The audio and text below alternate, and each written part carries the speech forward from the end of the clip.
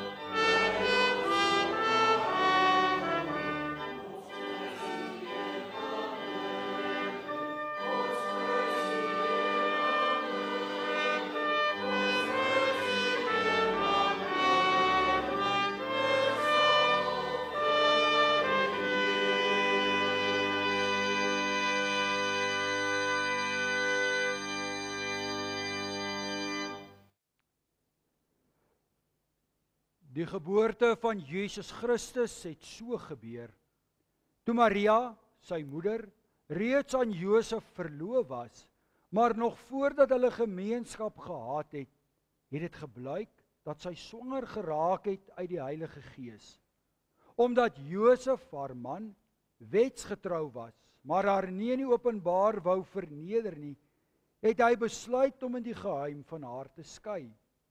Terwyl hy daaroor nagedink het, het daar skielik 'n engel van die Here in 'n droom aan hom verskyn en gesê: Josef, seun van Dawid, moenie bang wees om Maria as jou vrou by jou te neem nie, want wat in haar verwek is uit die Heilige Gees.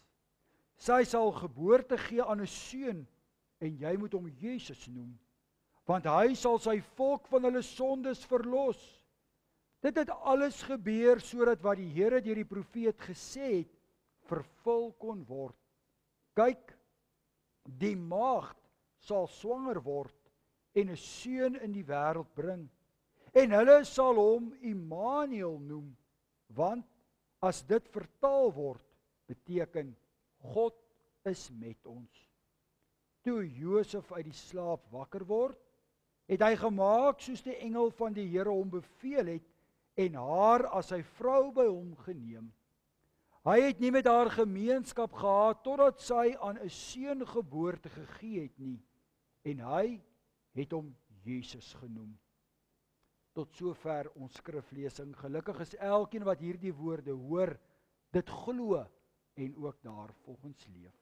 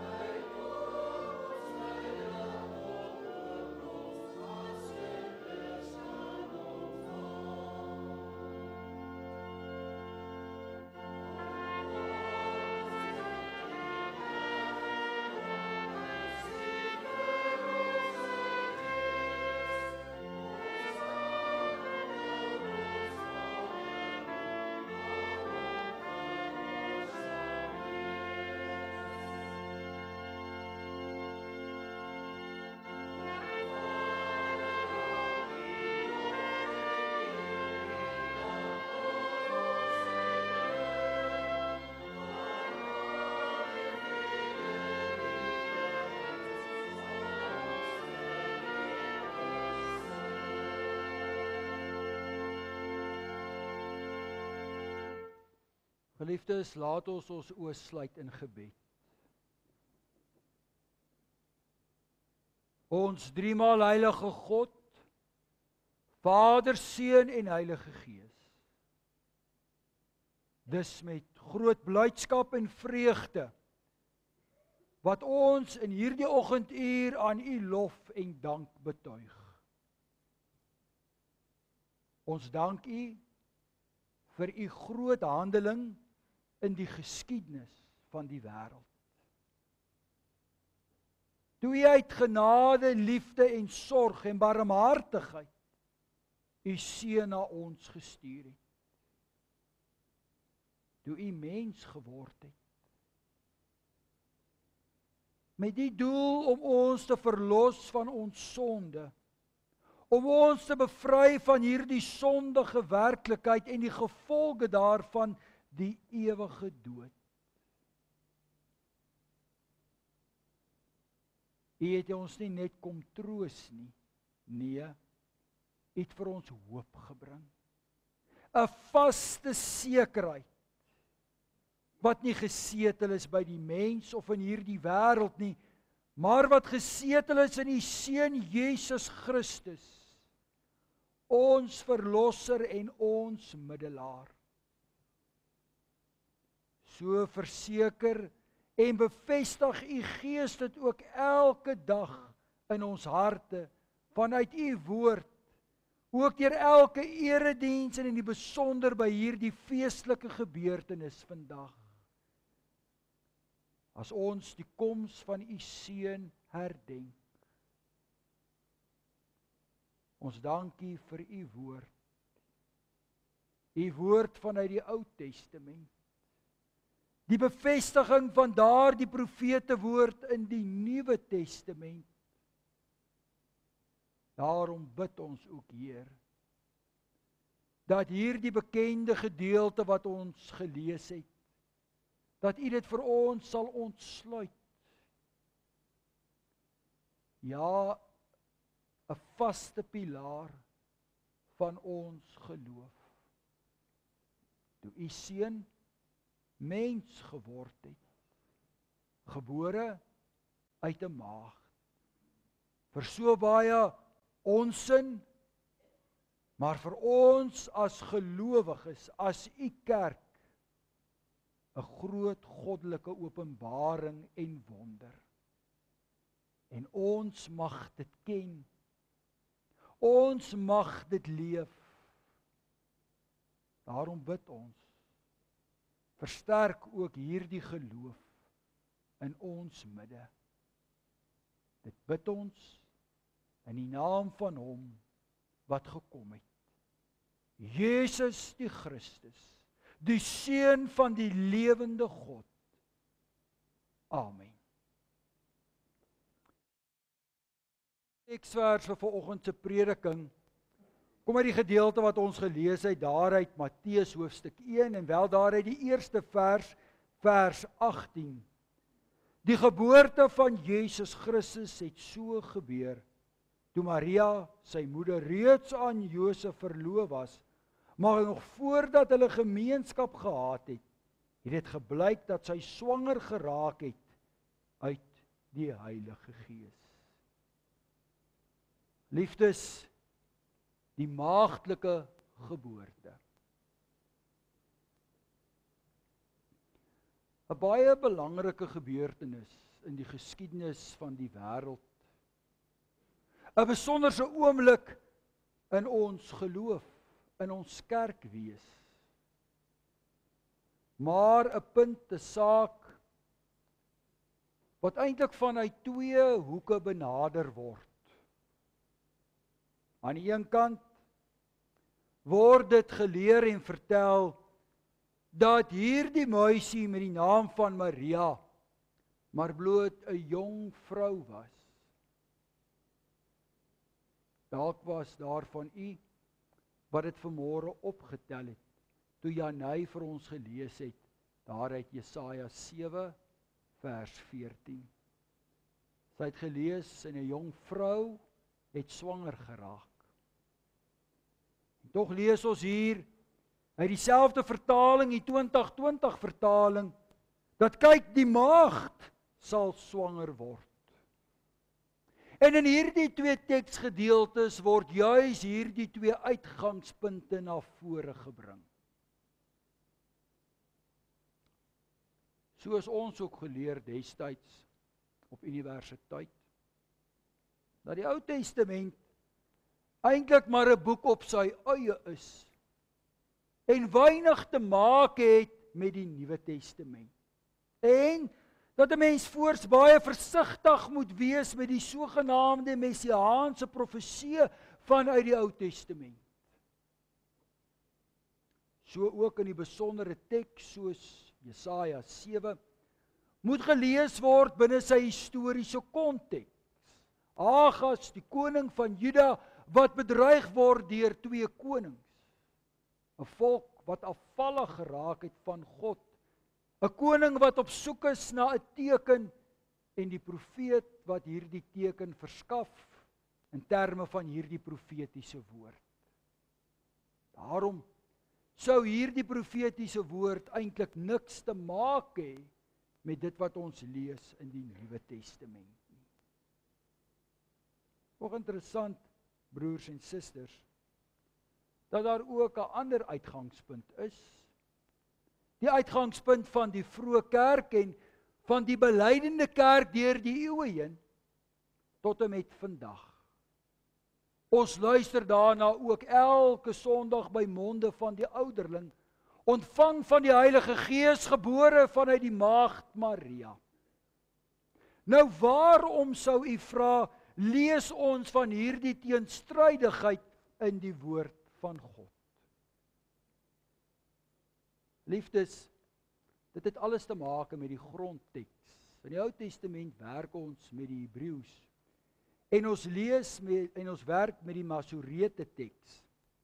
Maar tog interessant dat die 1933 en 53 vertaling die gedeelte in Jesaja 7 vers 14 soos volg vertaal het. Daarom sal die Here self aan julle 'n teken gee. Kyk, die maagd sal swanger word en 'n seun baar en hom Immanuel noem.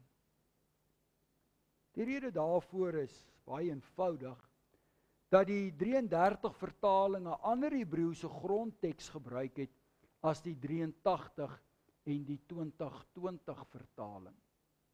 Ek persoonlik is van mening dat dit egter nog wyer loop as net dit. Jy sien die Masorete teks soos dit bekend staan, Die Hebreëse teks wat ons gebruik om die Ou Testament mee te vertaal, dateer baie laat in die eerste millennia na Christus. As Matteus die Ou Testament aanhaal, haal hy nie die Hebreëse teks aan nie. Nee, hy haal die Griekse vertaling aan, wat ook bekend staan as die Septuagint. Trouwens, die Here Jesus self sou later ook hierdie tekste aanhaal vanuit die Grieks. Die Griekse vertaling is natuurlik een van die oudste, of die oudste vertaling wat ons het van die Hebreëse teks. Met ander woorde, die vertaling wat die naaste is aan die oorspronklike grondtaal wat op daardie stadium maar nog baie gefragmenteerd beskikbaar was. Daar is baie navorsing wat ook daarop toon dat hierdie woord inderdaad vertaal moet word met maagd en nie as jongvrou nie.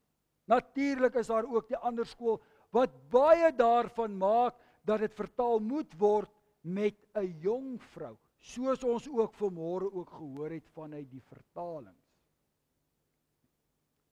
Menende broer en suster, daar moet 'n keuse gemaak word, 'n besluit geneem word. En daardie besluit kan geneem word op grond van goeie Bybelse gesag en teologie. Daar is 2 uitgangspunte vandag nog. Die een uitgangspunt sien die Here Jesus as 'n buitengewone en besonderse mens wat na hierdie wêreld gekom het. Net natuurlik 'n verskeidenheid van invalshoeke hoe hierdie Here Jesus dan ook beskryf word, sy koms. Ja, daar is selfs die wat skryf dat Maria verkragt is deur 'n Romeinse soldaat. Dit op sigself is nie die tragedie nie. Die tragedie is dat hierdie soort van gedagtes gesien word as getroue teologiese beoefening en dat die uitsprake soms in die ruimte van kerke nie net geakkommodeer word nie, maar selfs verdedig word. Maar dan is daar die geloofsuitgangspunt. Dat Maria inderdaad 'n maagd was. So baie het al geskryf, en u sal dit ook lees as u dit 'n bietjie gaan navorsing doen, dat daar een van die gewilde uitlatings is. Maar daar was ook ander figure wat 'n soortgelyke maagdelike geboorte gehad het. Bepaalde legendes, mites, stories en so meer.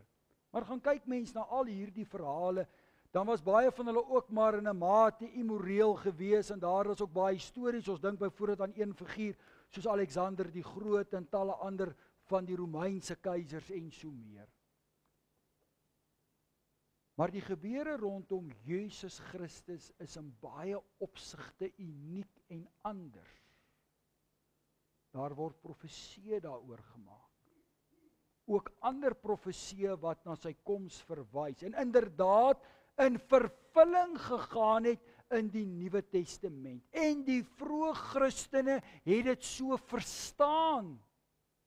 Die vroeë kerk en die kerk oor al die eeue het dit so bely. Waarom is hierdie swangerskap van Maria vir ons so belangrik in die tyd waarin ons leef? Liefdes, want saam met hierdie swangerskap het vertroue gegaan, ongeag die omstandighede, ongeag die vernedering. 'n Jong meisie tussen 12 en 14 ongeveer raak swanger. Dis 'n skande. Sy was reeds verloof en dit was anders as vandag se tyd. So verloving kon tot selfs 'n jaar verloop het en hulle was eintlik in 'n sekere sin in die oë van die samelewing reeds beskou as man en vrou, alhoewel hulle nog nie 'n huis gedeel het nie. Daar was 'n hele proses en gewoontes en tradisies wat eers moes afspeel. Die belangrike kenmerk was egter, soos wat die Here dit bedoel het in die begin van sy skepping, dat hierdie 2 persone vir mekaar afgesonder sou wees, maar ook belangrik, afgesonder sou wees vir God. Ai, as ons jong mense vandag tog net dit weer wil hoor. Maar nou verbrand hulle vingers, deur saam in te trek en saam te woon en eers te kyk of dit werk. Afgesonder vir wie? Afgesonder vir Satan en alles wat daarmee saamgaan. En ja, die dominee kan dit sê, hy is al 20 jaar 'n predikant. Hy kan daarvan getuig. Maar so terloops 'n moedwillige opmerking. Dit was 'n moeilike situasie. Maar teenoor Maria, onthou die posisie wat 'n vrou ook in daardie tyd gehad het, hierdie jong meisie, sy word op risiko geplaas. Wie gaan vir haar instaan? Want dan is daar Josef, 'n jong man, 'n wetsgetroue, met 'n trotse verlede. Hy kom uit die nageslag van Dawid. En hier is die skande. Die vingers wys na hom. Dis hy. Maar hy wil haar nie in skande bring nie. Hy is lief vir Maria. Hy respekteer Maria. Al verstaan en het hy alle rede om woedend en kwaad te wees in die Joodse wet, het vir hom die geleentheid gegee om haar te verneder, maar hy doen dit nie. Hy's 'n netjiese jong man. Maar hy gaan hierdie verloving verbreek. Want God word oneer aangedoen. En dan verskyn die Here aan hom, en stel hom gerus en sê vir hom, moenie bang wees nie, want dit wat gebeur het, kom van God. Maak dit alles reg. Het daar die engel in die openbaar verskyn, daar by die tempel? Nee. Josef en Maria moet dit aanvaar in die geloof.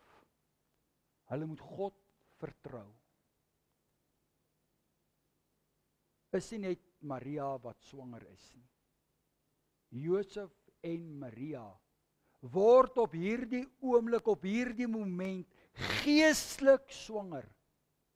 Geestelik in afwagting, geestelik in vertroue dat hierdie geestelike swangerskap sal uitloop op lewe, op blydskap. Want hierdie lewe wat in Maria verwek is, was nie maar net nog 'n swangerskap nie. Dis waarom die gedagte van Jesaja 7 vers 14 eintlik nie sin maak om dit te vertaal met die gedagte van 'n jong vrou nie. Want wat se teken sou dit tog wees? Daar is daagliks hordes jong vroue swanger geraak in Juda en vandag nog word duisende mense wêreldwyd, mense, vrouens swanger. Dit is 'n doodgewone gebeurtenis. Wat hierdie gebeurtenis egter uniek maak, dis 'n maagd. Dit is 'n jong meisie. Dit kom van die Heilige Gees. Hierdie swangerskap gaan oor veel meer.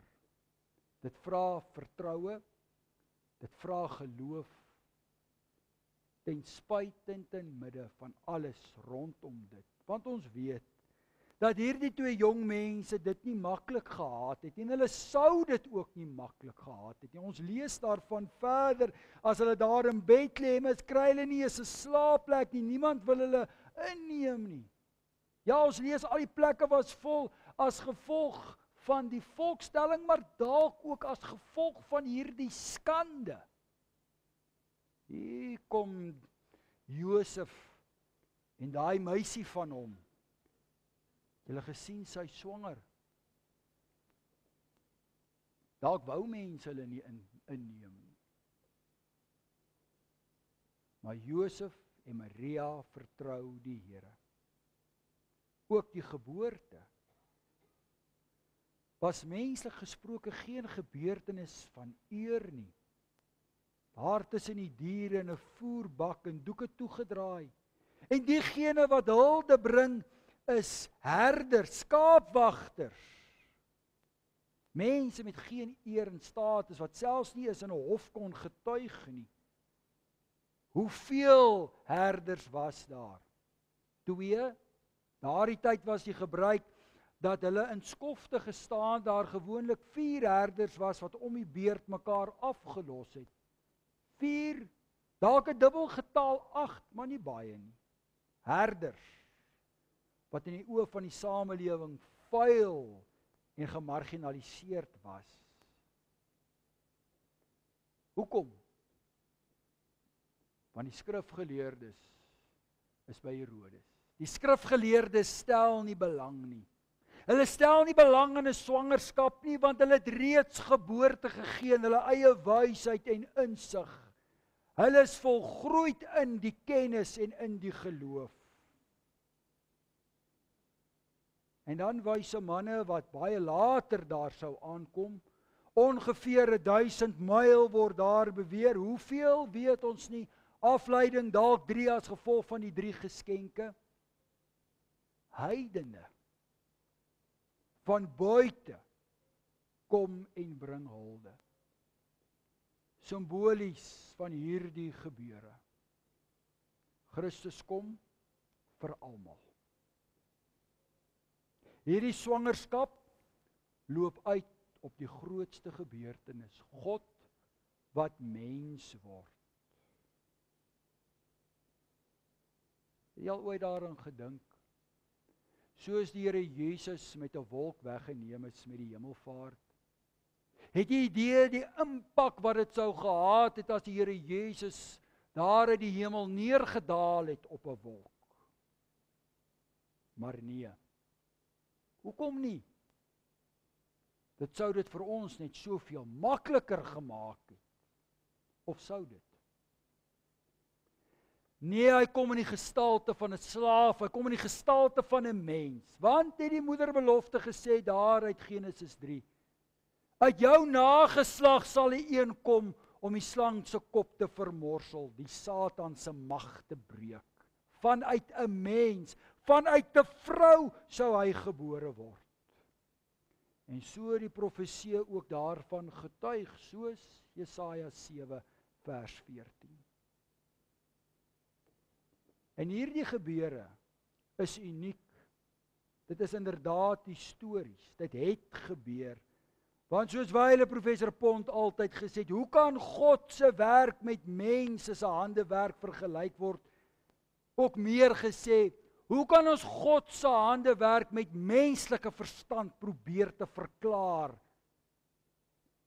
te vertaal en nog te verduidelik? Broer en suster, wat is die waarde betekenis vir ons vandag by hierdie adventsdiens, op die vooraand van Advent wat môre begin? Die laaste dag van die kerklike jaar. Die kerk, oor die algemeen, glo ook hy is volwasse. Die kerk oor die algemeen het die verwaandheid ontwikkel om te glo, hy het reeds geboorte geskenk aan 'n teologie en aan 'n denksysteem. Maar tog, broers en susters, roep die Christus gebeure vir die kerk en vir ons as gelowiges op om te besef ons is swanger. Die kerk moet weer sy swangerskap aanneem. Menende, die kerk moet weer leef in die geloof en in die afwagting ten spyte van wat die wêreld sê en wat die wêreld dink. In hierdie dae word daar weer so baie geskryf teenoor Kersfees en oor die naam en die datums. So terloops 'n moetswillige opmerking. Ek sien nie nou die dag so 'n videoklip wat iemand sê, wat iemand vra vir 'n persoon, maar waarom is jy nooit in 'n geveg met iemand nie? Jy leef in vrede en harmonie met almal. So hy redeneer nie met 'n dom mens nie. Hy sê maar net altyd ja, dis goed so. En die persoon sê toe vir die persoon, maar hoe kan jy so redeneer? Dis dom. Hy sê ja, dit is goed so. Broer en suster, dis wat ons ook maar in hierdie dae kan sê teen al hierdie slim Facebook skrywers. Ons kan ook maar net sê ja, dis goed so. Ons het die woord van God. Hier staan in die woord van God. Kyk, Die maagd sal swanger word. Die kerk moet swanger word. Die kerk moet weer sy swangerskap aanneem. Dis geen skande nie. Dis 'n enorme voorreg om draer te wees van hierdie hoop, hierdie lewe, hierdie toekoms. Ons moet nie terugstaan, broers en susters, as die eenvoudiges soos ons in die kerk die Here kom aanbid en dank en eer nie. Want ons is niks beter as die skaapwagters nie. Die Here kom juis, soos hy ook skryf by geleentheid, vir die wat siek is. So baie wil van die Here Jesus se Kersfees Vader maak. Een wat gee. Dit wat die Here Jesus gee, is lewe. Hy gee vir ons soveel meer as wat hierdie wêreld vir ons ooit kan bied. En dit, geliefdes, moet ons weer bely. Elkeen van ons moet ook weer in die geloof swanger raak. Paulus sluit daarby aan as hy later sou skryf: Ek het saam met Christus gesterf en ek het saam met hom opgestaan. Ons weer swanger raak in die geloof, nederig word, die Here vertrou, ongeag. Draers wees van daardie belofte van Christus. Daarom vier ons as kerk, as gelowiges, nie soseer Kersfees en soos die verstaan van die wêreld nie. Ons vier nie soseer die datum 25 Desember nie, nee. Ons vier die koms van God in sy Seun Jesus Christus. Hy wat homself verneder het in die gestalte van 'n mens, sodat ons verlos kon word. Daarom is dit vir ons 'n Christusfees. God wat inderdaad Immanuel kom word het. Liefdes, mag ons in ons geloof weer swanger word deur die werk van die Heilige Gees en in ons leef en beskouing van ons lewe. Amen. Maar jy, Bethlehem, Efrata, al is jy gering in die sterkte van Juda, uit jou sal daar vir my iemand kom om 'n heerser te wees in Israel. Sy oorsprong is uit die verlede en uit die daarvan weleer.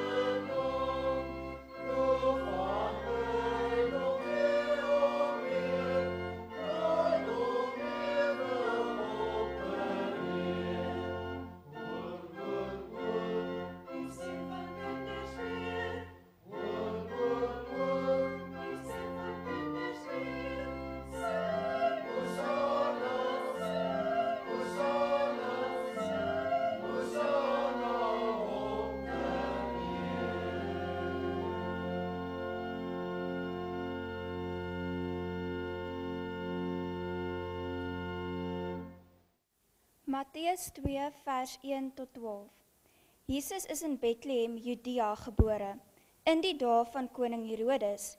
En kyk, daar het sterrekenners uit die ooste in Jerusalem aangekom. Hulle het gevra, waar is die koning van die Jode wat gebore is? Want ons het sy ster in die ooste gesien, en ons het gekom om eer aan hom te bewys. Toe koning Herodes dit hoor, was hy ontsteld, en die hele Jerusalem saam met hom. En nadat hy al die leierpriesters en skrifkenners uit die volk bymekaar geroep het hy by hulle navraag gedoen waar die Christus gebore sou word. Hulle het vir hom gesê, in Bethlehem, Judea, want so staan daar deur die profeet geskryf. En jy, Bethlehem, in die grondgebied van Juda, jy is glad nie die geringste onder die regeerders van Juda nie, want uit jou sal daar 'n leier kom, wat my volk Israel as herder sal lei. Daarop het Herodes die sterrekenners in die geheim ontbied, noukeurig by hulle navraag gedoen oor wanneer die ster verskyn het, en hulle toe na Bethlehem gestuur met die opdrag, gaan vind noukeurig alles oor die kindjie uit, en wanneer julle hom gekry het, laat my weet, sodat ek ook kan gaan en aan hom eer bewys.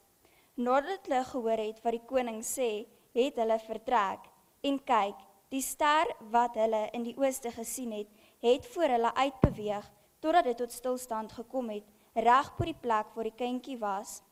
Toe hulle die ster sien, het hulle onbeskryflike groot vreugde ervaar. Nadat hulle die huis binne gegaan het hulle die kindjie by Maria, sy moeder, gesien en neergekniel en aan hom eer bewys. Toe het hulle skatte oopgemaak en vir hom geskenke aangebied, goud, wierook en mirre. En omdat hulle in 'n droom 'n waarskuwing van God ontvang het, om nie na Herodes terug te keer nie, het hulle met 'n ander pad langs na hulle land teruggegaan.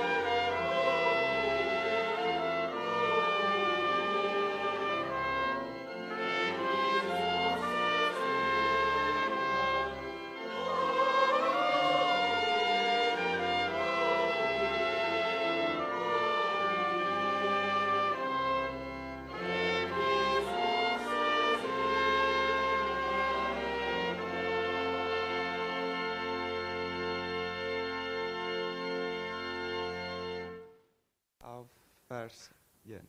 Toe Israel 'n kind was, het ek hom al lief gehad, en uit Egipte het ek my seun geroep.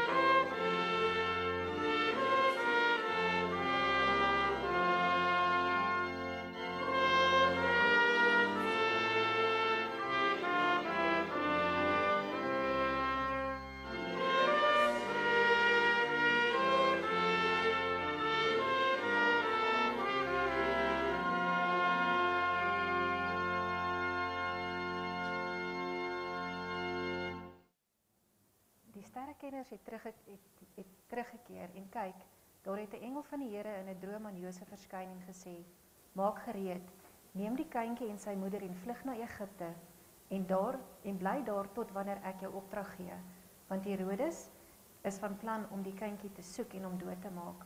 Josef het toe gereed gemaak en gedurende die nag die kindjie en sy moeder geneem en na Egipte vertrek. Hy het daar gebly tot Herodes se dood, totdat die woorde vervul sou word wat die Here deur die profeet gesê het: "Uit Egipte het ek my seun geroep."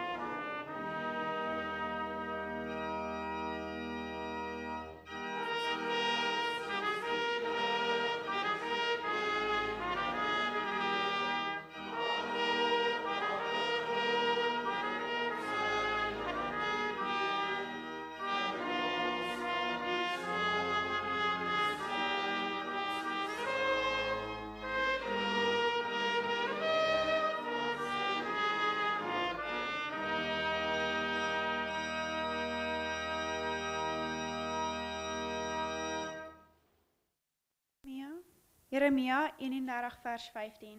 So sê die Here: 'n stem word gehoor in Rama, 'n treurlied, 'n bittere gehuil. Rachel huil oor haar kinders. Sy weier om vertroos te word oor haar kinders, omdat hulle nie meer daar is nie.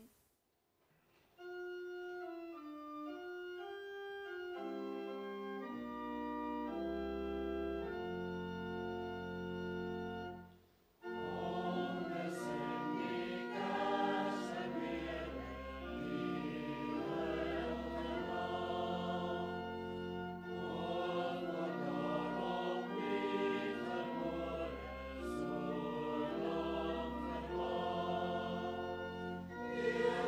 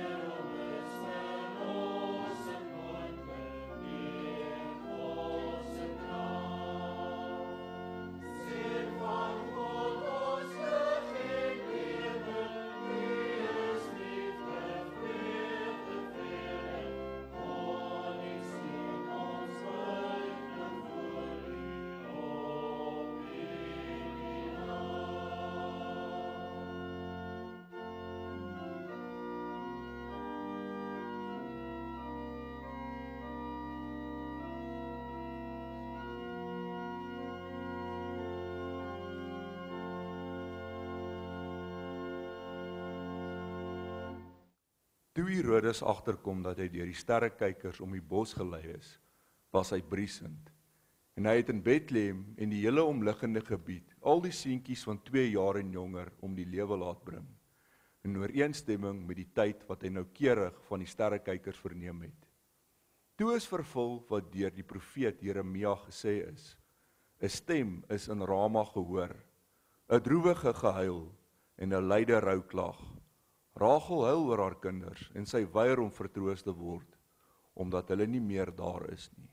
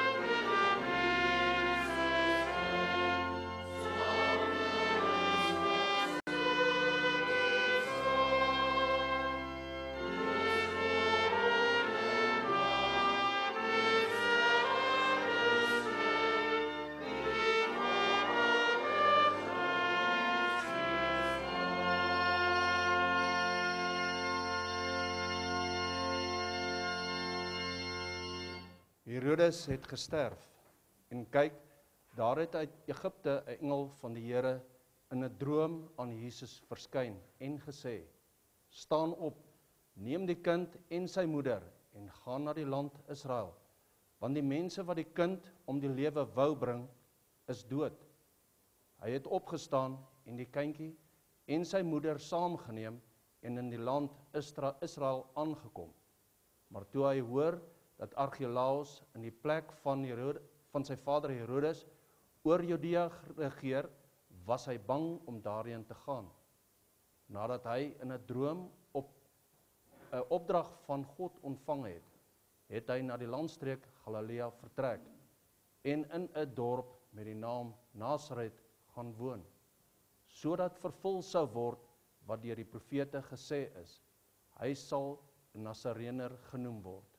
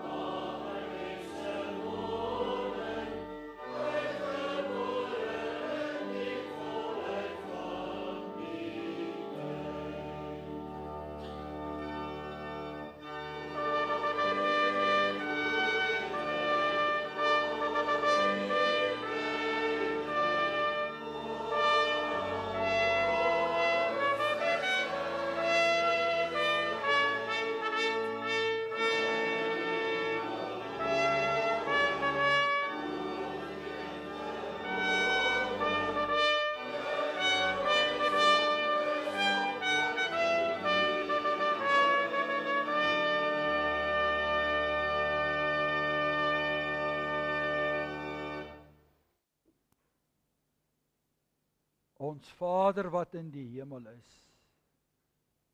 Ons dankie dat ons saam met die kerk van al die eeue ook weer hierdie belydenis op ons lippe mag neem.